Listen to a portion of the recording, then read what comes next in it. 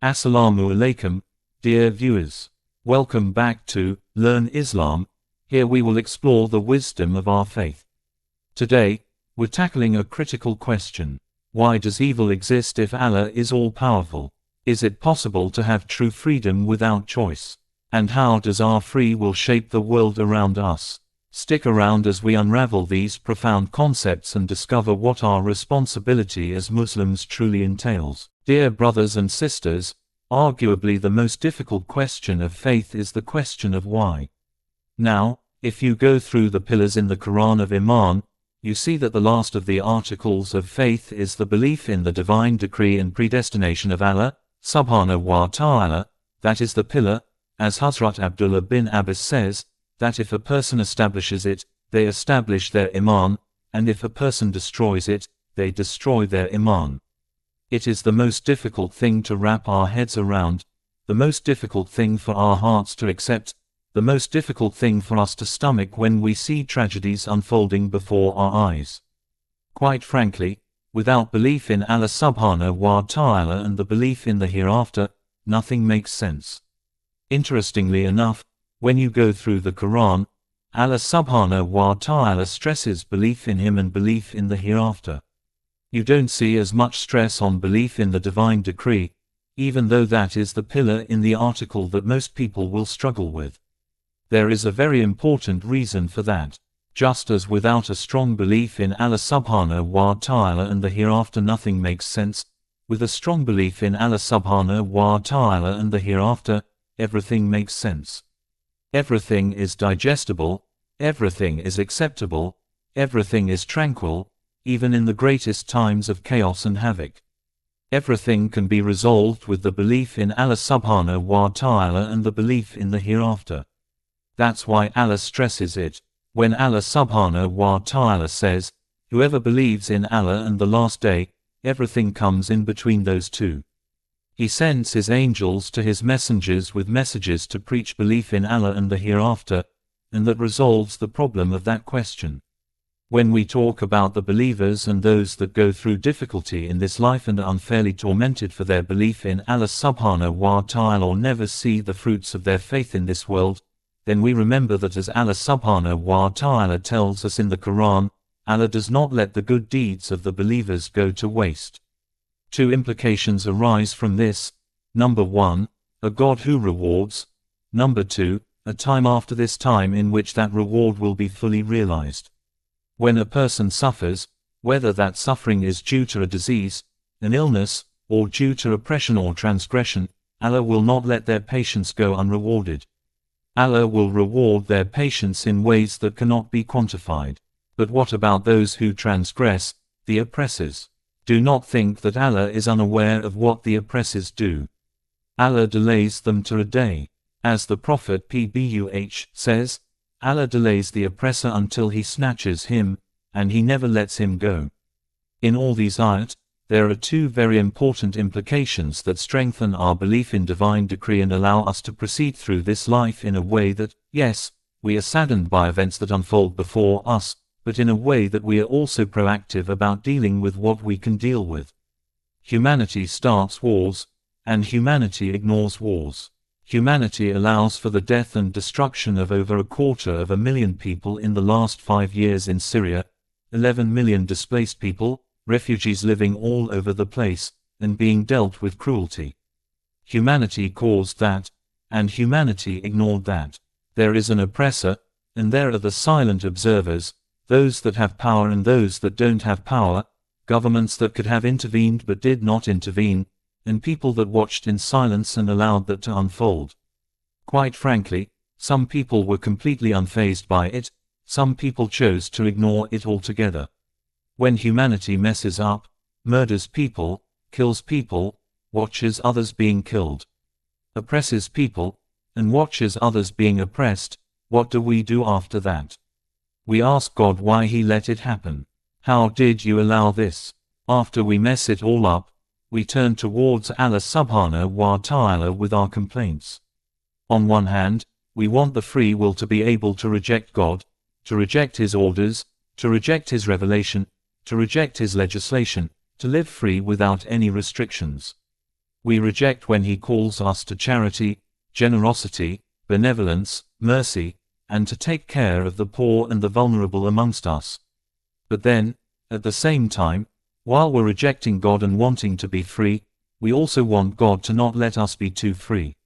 We want Him to referee us, and we want Him to stop us when our free will gets out of hand. Isn't that hypocrisy? Isn't that a double standard? O Allah, Subhanahu wa Ta'ala, don't force us to do good, but when we mess up too bad, force us to stop being evil. We turn it back towards Him after we try to demand our freedom of choice. If God stopped evil and did not give us the ability to do wrong, we know that Allah doesn't force us to do wrong. That's a false creed, as false as the creed that says Allah doesn't know what's going to happen tomorrow.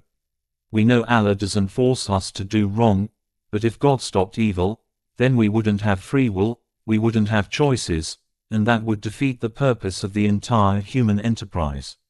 We might as well be angels or robots. Worship Him, and it's, we have no desires, no inclinations, or we're robots, just like a doll or something. You push the button of love, but it's not real love. Even though the doll keeps saying, "I love you," to the child, it's a doll. It's robotic, it's not real. So on one hand, do we want God to stop us?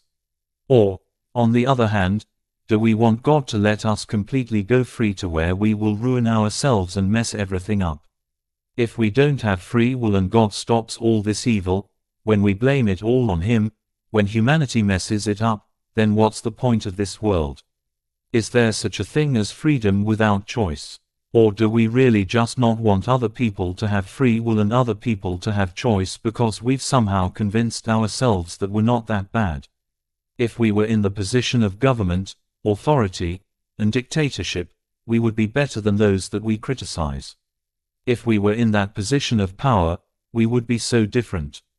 So, Ya Allah, let us continue to try to climb the ladder of our own professions, our own careers, and our own pursuits of power, but don't let them get it.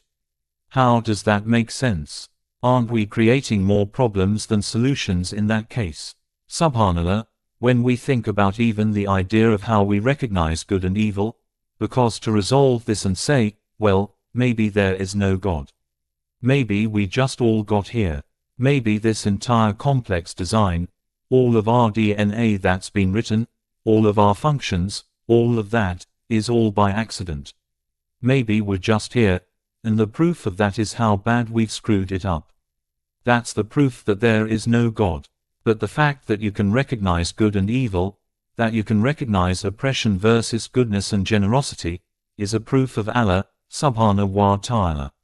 The fact that it makes you uncomfortable, if you're a decent human being, seeing dying children makes you uncomfortable and you can recognize what is good and what is bad, that's a proof of Allah, Subhanahu wa Ta'ala, in and of itself. He gave you the ability to recognize, but people, humanity, human beings decide to stop being human and neglect those things. But the fact of the matter is that when we become so powerful, when we find ourselves in positions of authority, often we are not God-like anymore.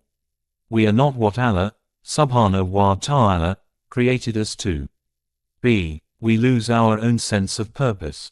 All of those questions about evil, hardship, pain, and why this happens, and why that happens, the vast majority of it can directly be traced back to what humanity does wrong. Moral evil, our own selfishness, our own intoxication with power, our own deliberate ignoring of the world's problems around us, our own gluttony and luxury, and enjoying the things that we've been given by Allah, Subhanahu wa Ta'ala. Let's face it, poverty doesn't bother you that much until you're in poverty, until you start to feel the pinch. Hunger doesn't bother you that much until you feel some hunger. Oppression doesn't bother you that much as long as it's in another land. So when we think about the evil around the world, how much of it can directly be traced back to us as people? There's enough food in the world for every single member of the human race to have a 3,000-calorie diet, but we don't care about that until we ourselves feel the pinch of that hunger. And then you talk about the other evil, but what about this? What about that? There are good people that just suffer, inexplicably suffer. It doesn't make any sense.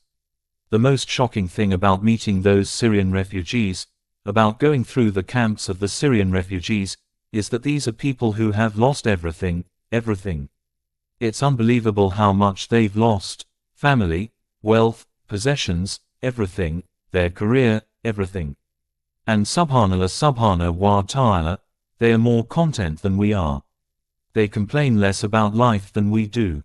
They're telling us, Allah will give us more in the hereafter. No wonder why the Prophet said, the majority of the people of Jannah are the poor and the downtrodden. They get it. It hurts, but they get it. And they're telling us entitled, privileged, rich, spoiled Americans that it's okay. Allah knows. Allah subhanahu wa ta'ala will give us. Allah is great. We know that what awaits us in the hereafter is better than that which we have lost in this world. Allah did not ignore them. We did. How much are you giving just as an excuse before the Lord that you've tried to do your part? Whether it's lobbying for them, whether it's raising their voices for them, whether it's giving charity to them, whether it's making dua for them. Thank you for watching this thought-provoking discussion on Learn Islam. If you found value in this content, please consider subscribing to our channel. Don't forget to like, share,